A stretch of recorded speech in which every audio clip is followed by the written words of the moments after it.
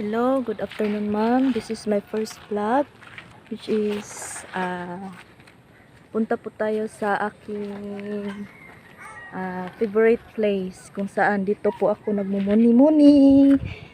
Dito po ako pumupunta kapag hindi po ako okay.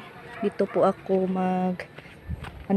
mag-overthink sa lahat ng nangyari sa aking buhay. Tapos po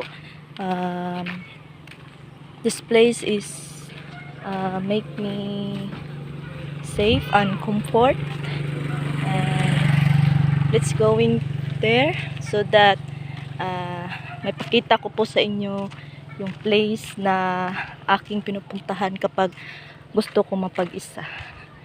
Yan po, malapit na po tayo. Hintay-hintay lang po tayo ng ilang oras. This is my first vlog, and syempre, pag pumunta tayo sa ating paboritong lugar o paboritong comfort zone, syempre, nag-isa lang tayo. Sanay naman tayo mag-isa. Okay, let's coming.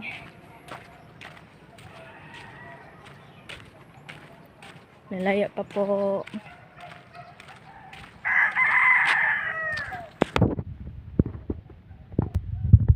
Okay, malapit na po tayo. Itong lugar po ito ay napakatahimik talaga. Kung anong gusto mong isipin, nakapag-isip ka talaga dahil sa katahimikan nito. Hindi po siya masyadong maganda, pero nakaka-relax po ng ano nyo po. Nakaka-relax po sa aking mind. Lapit na po tayo sa lugar na isa sa mga lugar o place na pinupuntahan ko po. Pasensya na po kayo, wala po akong hindi po ako marunong mag-edit po.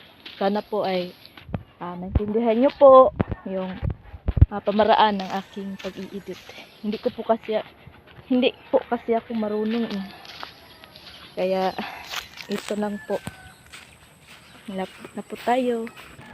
Hello po. Dito na po tayo sa aking comfort zone. Hindi po siya masyadong pero yun, gaya ng sinabi ko po, makapag-isip po tayo ng tama. Yun po, oh. Kahit saan lang ako dyan uupo, basta ba makapag-iisip po ako. Mahilig kasi ako mapag-isa. Kaya ito po. Yan. Palakad-lakad lang po ako dyan. Yan po. Yan. And yan po ang isa sa mga paborito kong lugar kung saan kung gusto kong mapag-isa. Sana sa susunod po na araw ay dayo naman tayo sa isa sa mga gusto kong lugar. Maraming salamat po.